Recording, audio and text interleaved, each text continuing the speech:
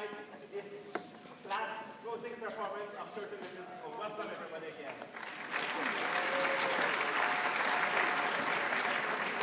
I would like to take a moment tonight to take care to look at the emergency exit to be sure that we can locate the emergency exit located around the theater in case of emergency exit.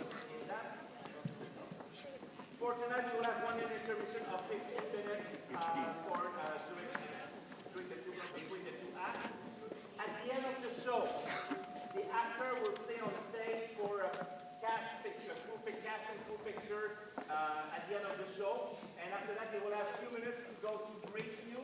And after they have to come back because we have to strike everything on the set for tonight. So they will take a picture, going to see you, see how great they were, and they come back to remove their costume, and they have all the job to do, and we need to do very quickly. They don't want to do it until 3 a.m. this morning, so we will go move fast on that. For a great evening, I promise you, please turn off your cell phone. I will really appreciate it. Turning off the cell phone will remove the temptation to take picture and videotape the show. It's illegal. You don't want to do that? We'll appreciate it. My usher will go to see you and will tell you to turn off your cell phone.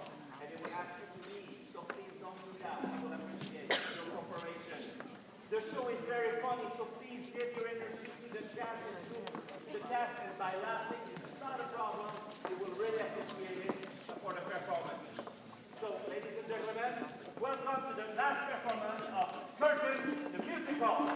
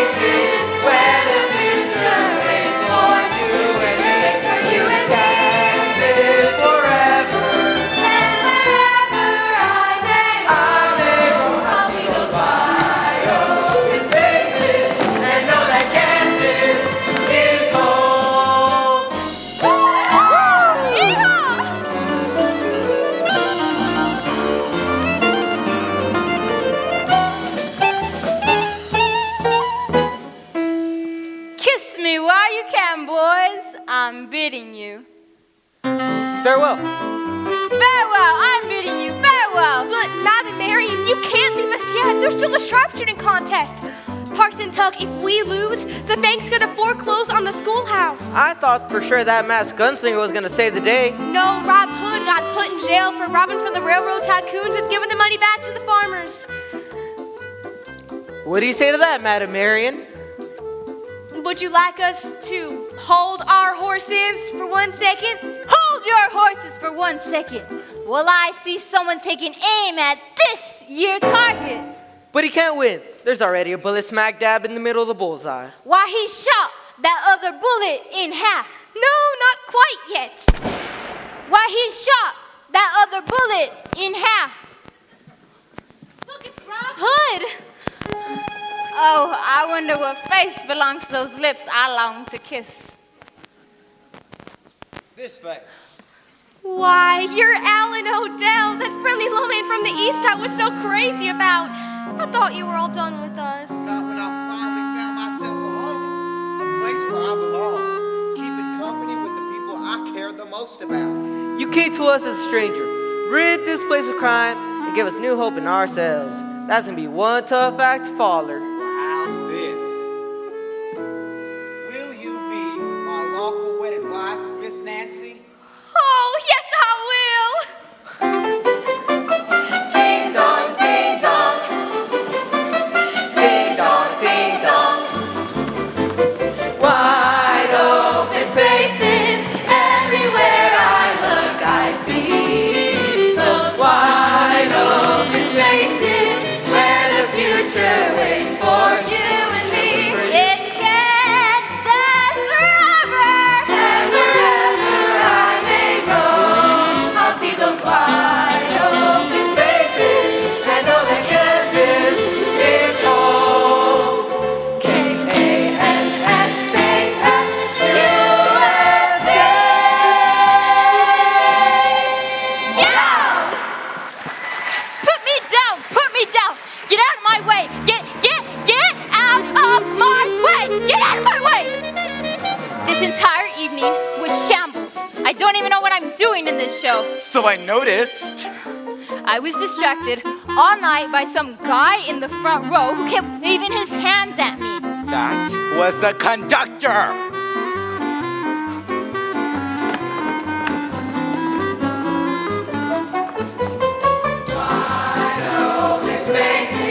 Everywhere I look, I see those wide open spaces where the future waits for you and me. It's Kansas forever! And wherever I may go, I'll see those wide open spaces and know that Kansas is home. K-A-N-S-A-S, USA.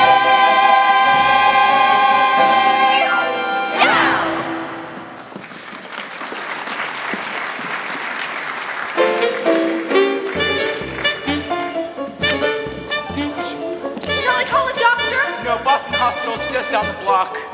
It's okay, she's got a pulse. This is the first time she's ever kept the beat. Bobby and Ronnie, can you help carry her? Why not? I've been carrying her all night.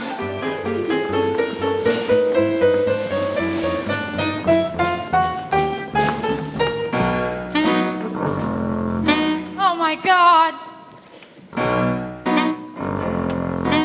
Holy Mother in Heaven. Holy shit. What? The reviews weren't good? What don't they lie? That we've put on a show. The Boston Globe says if you live in Oklahoma, stay there as long as Robin Hood is running in Boston. How about calls to mind Walt Disney's Pinocchio? Because the star's wooden ought to be hung by piano wire and swallowed by the first whale that enters Boston Harbor. Who said that? The Christian Science Monitor. You're the producer. Carmen, I've sunk last year's profits from my 1958 lingerie line into this show. There's got to be something in the papers we can use. Let me consult my writing team. Georgia Aaron, does debacle have two meanings? No. No. Well, that's a shame. Critics. Who would make a living by killing other people's dreams? I mean, What kind of man would take a job like that? What kind of slob would take a job like that? Who could be mean enough, base and obscene enough to take a job like that? Here's something in the Herald that might be good. Formerly married composer and lyricist Aaron Fox and Georgia Hendricks have provided film star Jessica Cranshaw with a star vehicle that ought to be driven off a cliff. What kind of mom would raise her boy like that? Who'd want her baby to destroy like that? Who could be jerk enough, hard up for work enough to want a job like that? Oh, what kind of low down dirty bum? Oh, what kind of swinish scurvy scum? Lonesome as they come. What kind of man would want a job like that? What kind of putz would make you nuts like that? Who could be sick enough, mentally sick enough?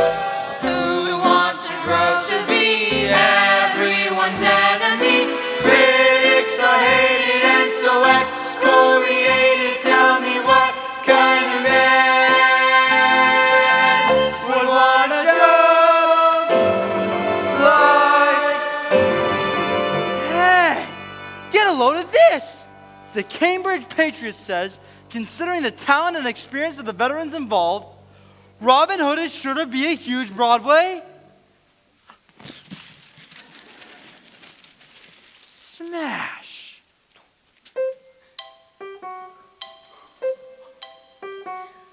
What kind of genius has a mind like that? So perspicacious, wise and kind like that. Far from his mother's knees, she must be thrilled to see how he grew up to be such a brilliant company.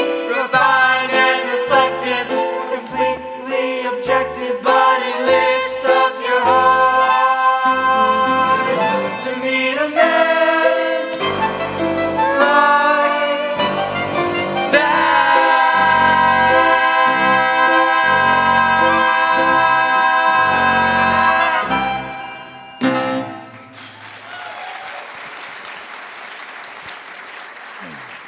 Yeah.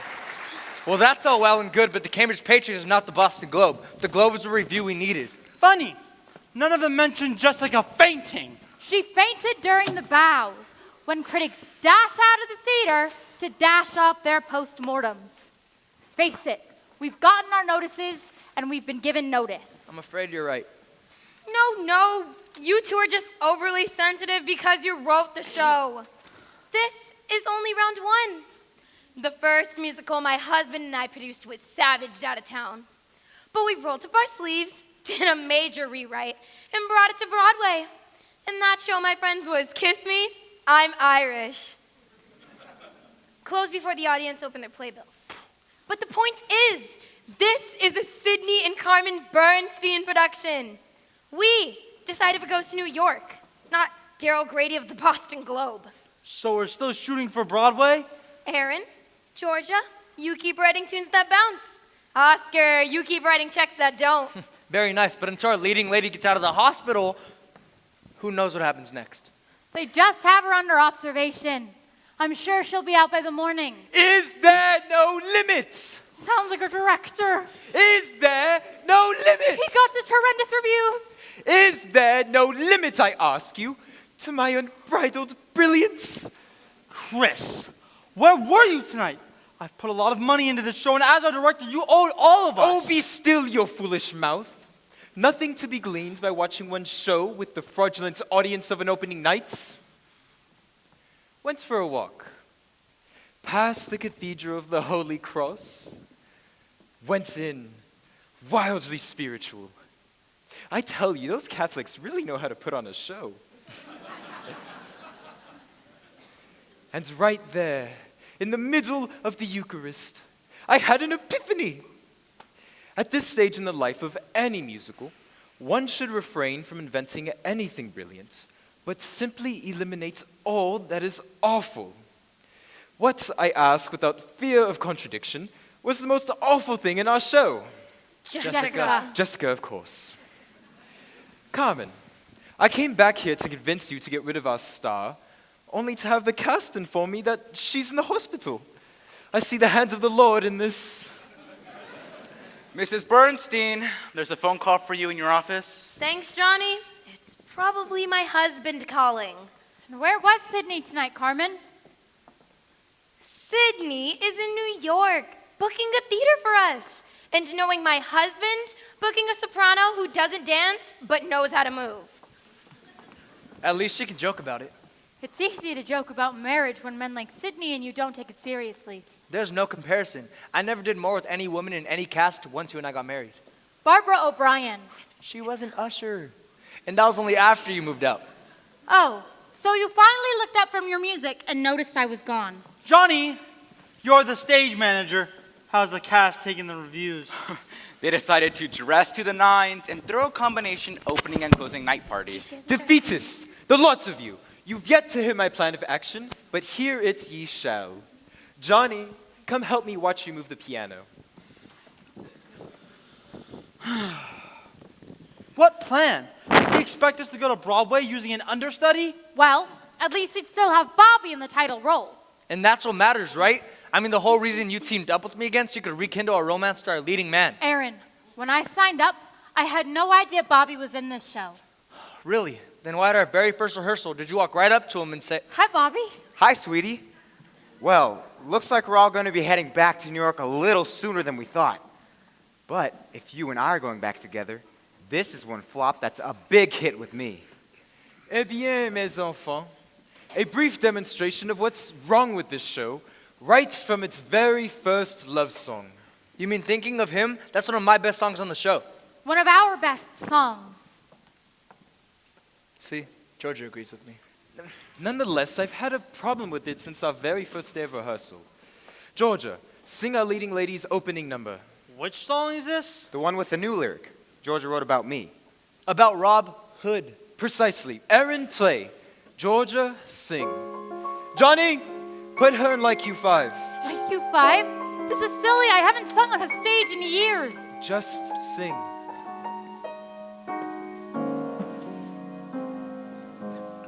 Thinking of him. Thinking of him. Sometimes it seems I spend every moment of my waking day thinking of him, making him laugh, sometimes making him strong, sometimes making him feel someplace in the light is his, telling him just how special he is, thinking of him, thinking of him, telling the truth when nobody's willing to tell him the truth, fighting for him, living for him, thinking it over, that's what I think I do. Well, isn't it time? Isn't it high time? I was thinking of me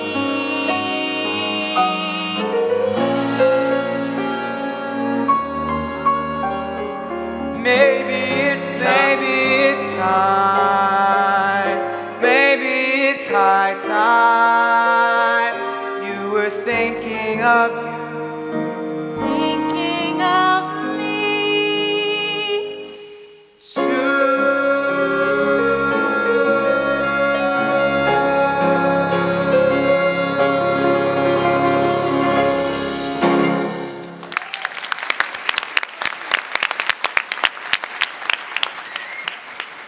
done, Georgia. Gee, I finally hear how that song was meant to go. Listen, Chris, if you've had a problem with that tune since our very first rehearsal, you'll have to tell me what. It's that we ever allowed Jessica Cranshaw to sing it. Now look here, everyone. I think it's a crying shame that our leading lady collapsed at tonight's performance. She might have done it weeks ago and saved us a month of misery.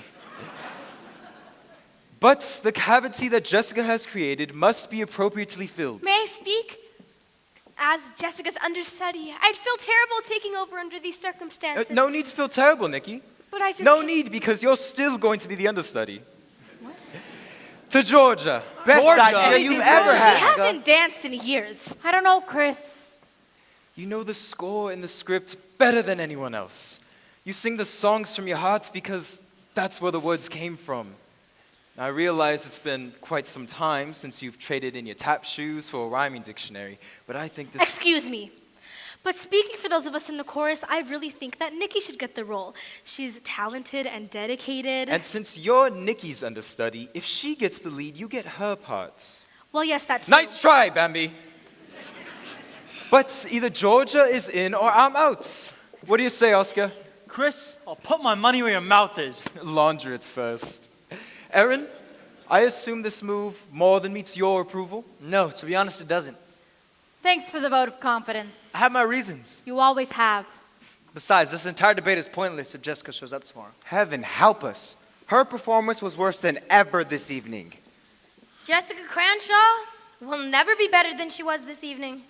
But she was horrible. I know. But she'll never be better. She's dead. That was the hospital on the phone. In terms of future performances, Jessica Cranshaw now has a conflict. What happened? They wouldn't tell me. Chris, do you want to say something to the company about Jessica? Well, shall we all observe a moment of silence to match the audience's response to Jessica's first number? Chris! Well, all right. Let's all form a semicircle. Boy, girl, boy, girl. Tallest on the inside.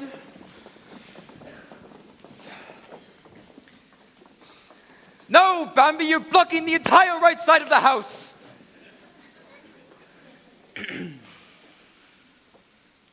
People, Jessica was part of our company, and now we part company. But I'm sure we'll all remember her in our thoughts and in our resumes. And as thespians, I know you would all like to display your sorrow as both a tribute and as an acting exercise. Sasha, F sharp minor.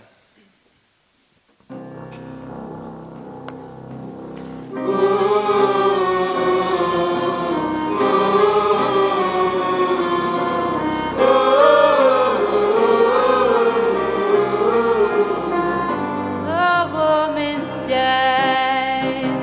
The woman's dead. Go tell her fans to change their plans. The woman's dead. Would someone care to say a prayer? Who might that be? Don't look at me. The woman's dead.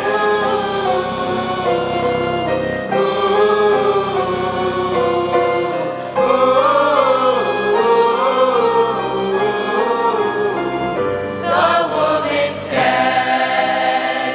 She's dead and done.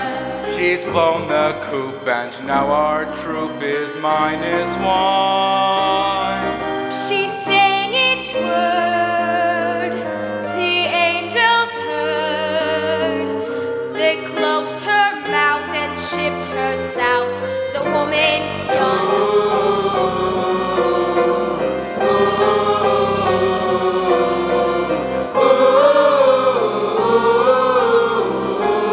The woman's dead.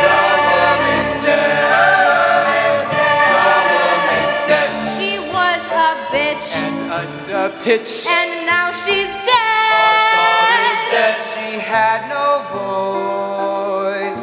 She read no book. She had no brain, she just had looks, And now she's dead. The woman's dead. dead. The woman's dead. She's taking 10 till God knows when. The woman's dead. That's right, she's dead. The skies are blue. Her lips are too.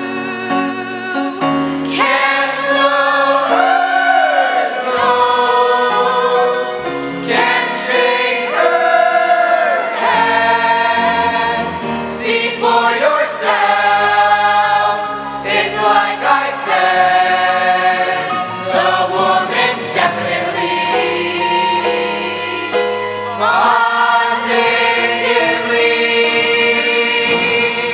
positively. Excuse me! Excuse me! I am Lieutenant Frank Chaffee of the Greater Boston Police. I'm assigned to the Homicide Division and, oh, it's an honor to be standing on the same stage with each and every one of you.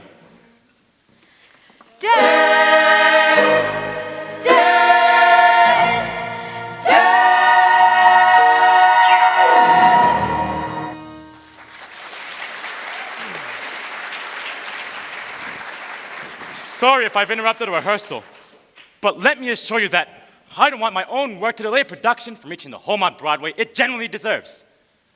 I happened to see Robin Hood in previews, and may I say that, with the exception of the deceased Miss Cranshaw, you are just such wonderful performers. And what a great score. Well, I appreciate that, Lieutenant.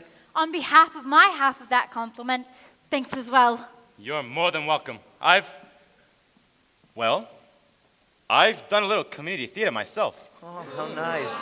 Oh, no, nothing that fancy. Although, my Billy Bigwell at the Brookline Barnhouse got a favorable review. And in A Midsummer Night's Dream, my bottom was very well received. Wait 1 moment. You say you're from Homicide? Ah, well, yes. Based on a preliminary autopsy, it's clear that Jessica Cranshaw was murdered. And what are they doing with her killer? I mean, does he get some sort of trophy or a Pontiac convertible? Chris, Sorry, pure reflex. what killed her? Hydrocyanic acid. Commonly used in electroplating as well as the gas chamber in San Quentin. It was in capsule form, which is why no one had noticed she'd been poisoned until the capsules dissolved in her stomach, starting a chemical reaction which created her own personal gas chamber internally. Horrible. Working backwards from the capsules dissolved, we know she swallowed them in the very 5 minutes of this evening's performance. Well, couldn't she have poisoned herself? Trauma at the back of her throat suggests she didn't take the capsules voluntarily. Now, may I ask who's in charge here other than myself? Permit me, Lieutenant. I am the critically acclaimed director, Christopher Belling, and I will be blocking your investigation. I hope that's not the case. But if you need to wrap things up with your cast, please go right ahead. Company, I know you'll give Georgia your support as she steps into the late Miss Cranshaw's shoes, That's brilliant. as one would expect from me. All those ready to press forward with Robin Hood and Georgia, give me a show of hands. That's it? Listen, people, life is full of setbacks and disappointments. But with Georgia taking over the lead, we've got ourselves a shot. This show is going on. Are you with me? You know, if we leave now, we can make the last train back to New York. Stop! It's clear that every one of you is in perfect physical condition. So the show must go on. Why? Because, as well as time itself, there's a grand theatrical tradition that the show must go on. Get it? I've got a contract. You signed a contract. Go read your contract. And I will count to 10 and then I'll sue you. Oh yes, I'll sue you. And when I sue you, I'll never work again. Who's equity representative? I am. Mrs. Bernstein, as equity deputy, I must warn you, any further threats and you'll be brought up on charges. Oh, shut up, Elaine. The name is Bambi. Mother. All right. Let's put it this way. For the backer's sake, I'm asking your permission to let the show go on. No. The show must go on. The show must go on. Why? 'Cause I say the show must go on. No way! I can't believe I'm hearing this. I won't believe it. Putting on a musical has got to be the most fulfilling thing a person could ever hope to do. You're all heroes to me. You're a special kind of people known as show people. You live in a world of your own.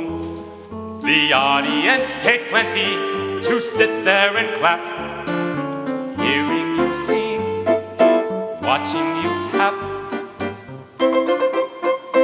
Did you know your dentist longs to be in show business? Your window washer wants to be a star.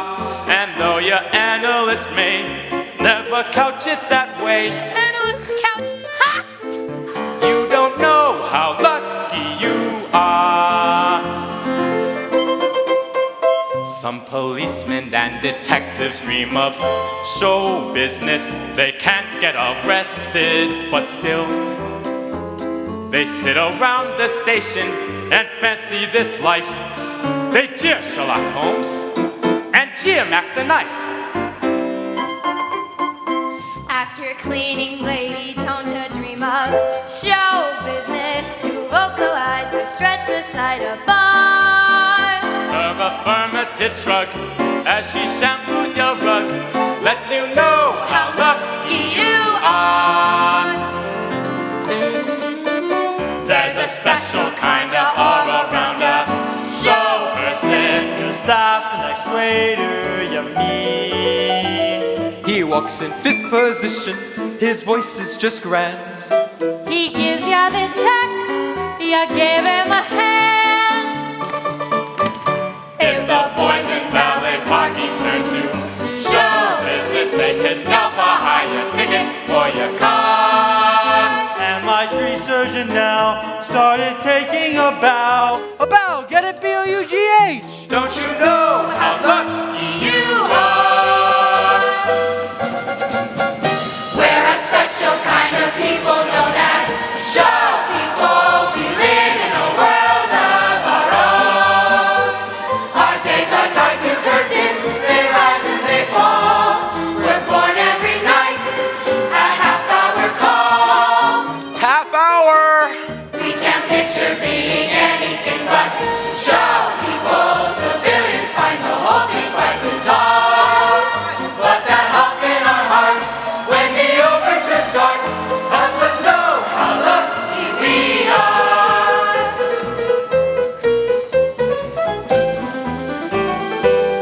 Show people!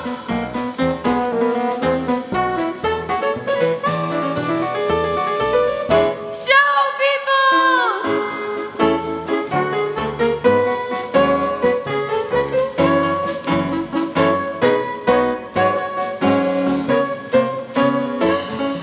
Come on!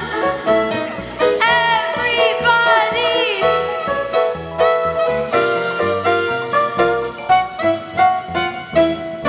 It's an honor and a joy to be in show business. I feel that spotlight hit me and I'm gone. At the last curtain call, I'm the enviable, so I know the show must Go on! so willing to show people. And on! So willing to show people. And So on! willing to show people.